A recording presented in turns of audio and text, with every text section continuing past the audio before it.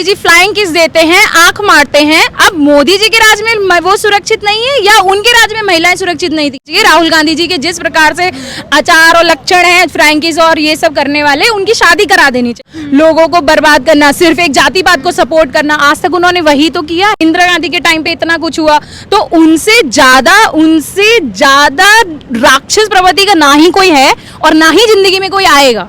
तो ऐसे में वो ये भी कह रही कि मतलब मोदी सरकार में महिलाएं सुरक्षित नहीं है। जी, मुझे ऐसा लगता है कि संसद भवन में जिस प्रकार से राहुल गांधी जी फ्लाइंग किस देते हैं, आंख मारते हैं, अब मोदी जी के राज में वो सुरक्षित नहीं है या उनके राज में महिलाएं सुरक्षित नहीं थी?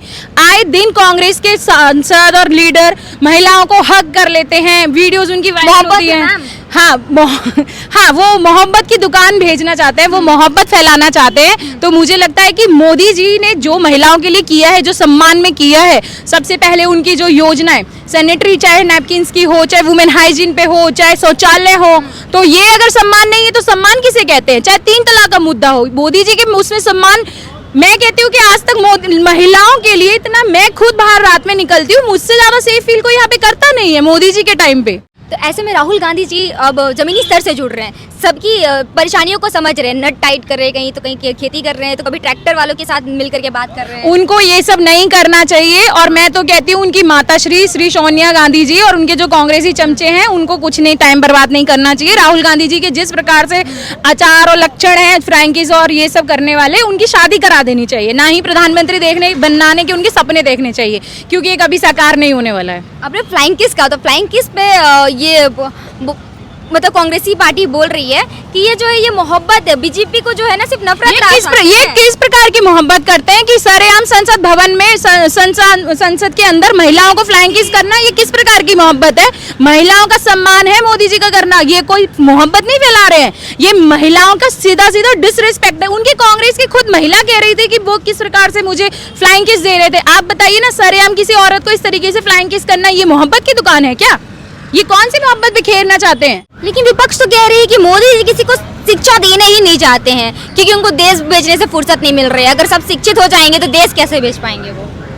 ना तो मोदी जी देश बेच रहे हैं, ये सिर्फ विपक्षियों का ही कहना है। मैं एक आम नागरिक होने के नाते मैं कह रही हूँ कि मोदी जी ने ना ही देश बेचा है और ना ही आज तक देश का इससे बेहतर कभी विकास हुआ है, और ना ही युवा आज से पहले इतना शिक्षित हुआ है। और सबसे बड़ी बात, युवा आज के टाइम में खुद अपना कमा के खाना सीख चुका है, बेरोजगारी सबसे ज्यादा मिटी है। लेकिन विपक्ष तो कह रही है कि अब मोदी जी को अपने लिए अब बाहर विदेश में अपने लिए घर ढूंढ लेना चाहिए, क्योंकि वो जितने विदेश आदर करते हैं वो भारत पे तो ध्यान देते नहीं है, तो विदेश में ही बस जाए। मुझे ऐसा लगता है कि राहुल गांधी को इटली चले जाना चाहिए, क्योंकि वो भारत में रहने लायक तो उनके वैसे भी आचरण नहीं है। विदेश में जाके जो भारत की जाके अपमान करते हैं, जगह जगह भारत के बारे में गलत बोलते हैं, तो मोदी जी ने कम से कम विदेश में जाके भारतीयों का सम्मान किया है। उनको किस तरीके से वहाँ के सांसद, वहाँ के बड़े बड़े लीडर्स वहाँ के उनको बुलाते हैं। अरे ये तो हमारे लिए गर्व की बात है कि मोदी जी का सम्मान करते हैं। हमारे देश का प्रधानमंत्री किस तरीके से बाहर उनका पैर छुए जाते हैं। और राहुल गांधी को यहाँ से चले जाना चाहिए। राहुल गांधी क्योंकि इसके लायक नहीं है, उनको इटली जाके वहाँ शादी कर लेनी चाहिए। जैसे ही मोदी जी संसद भवन में घुसते हैं, उससे पहले राहुल गांधी और विपक्षी सारे दुम दबा के भाग क्यों जाते हैं? अगर इतने सच्चे हैं तो सच बोलते हैं तो सामना करे ना, खड़े होके बात करे ना। मोदी जी ने एक बहुत अच्छी बात कही थी, ये जितना मेरे बारे में गलत बोलते हैं मैं उतना ही और ज्यादा निखर के अच्छा होकर आता हूँ, उतना ज्यादा मैं और ग्रो करता हूँ। तो मेरे हिसाब से बोरिया बिस्तर की जो भविष्यवाणी की है वो राहुल गांधी ने अपने खुद की सरकार के लिए की है, मोदी जी के लिए नहीं। जी, तो मोदी जी तो ईवीएम से जीत रहे हैं ना, यहाँ पर विपक्ष बोल रही है ईवीएम हटा। ये ईवीएम का रोना हमेशा वहाँ पे क्यों बोला जाता है जहाँ पे बीजेपी जीत जाती है, बाकी स्टेट में क्यों नहीं बोला जाता है? ये सब कहने की बात है। मोदी जी को लोग प्यार करते हैं, ईवीएम वगैरह ये सब रोना ये विपक्ष ही करता है। और जितने भी उनको भाषण देने हैं, जितना भी गलत बोलना है बोलते रहिए। मोदी जी थे, मोदी जी जैसा ना प्रधानमंत्री आज तक आया है और ना ही आएगा। कब तक आप रावण राज में रहेंगी?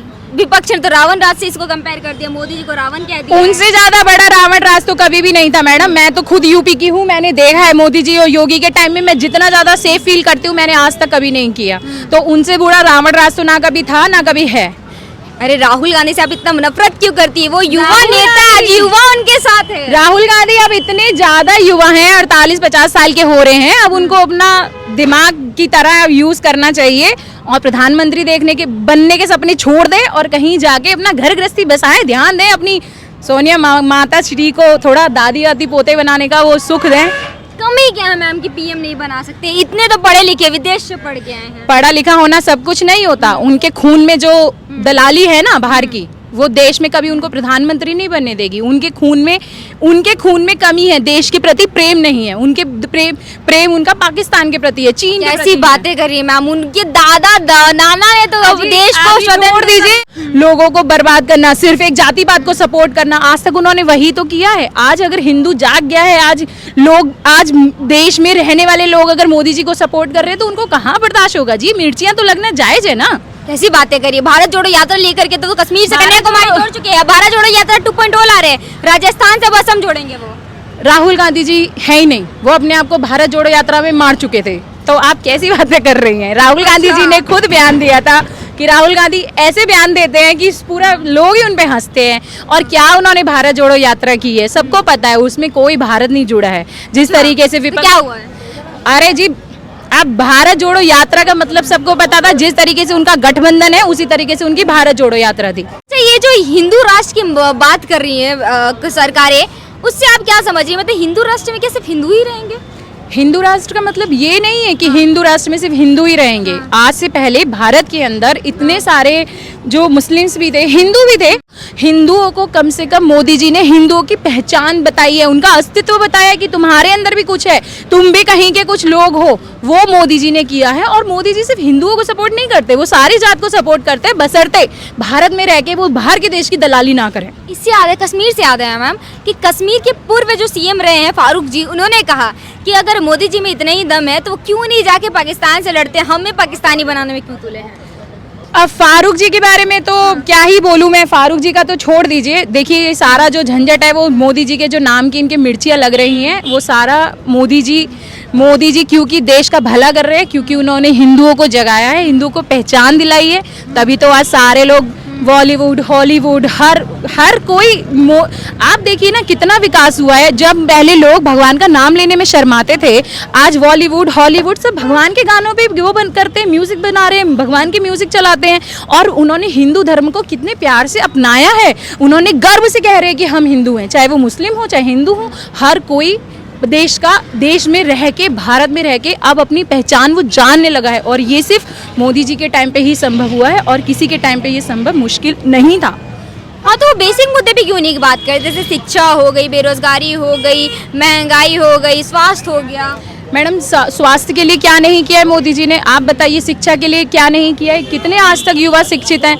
जगह जगह उन्होंने राशन बांटे हैं, कोरोना टाइम में इतनी वैक्सीन बांटी है, शिक्षा उन्होंने दी है। और दूसरा क्या कहते हैं, इतना युवा, सबसे बड़ी बात, युवा बेरोजगार नहीं है, शिक्षित है, तभी तो काम कर रहे हैं वो।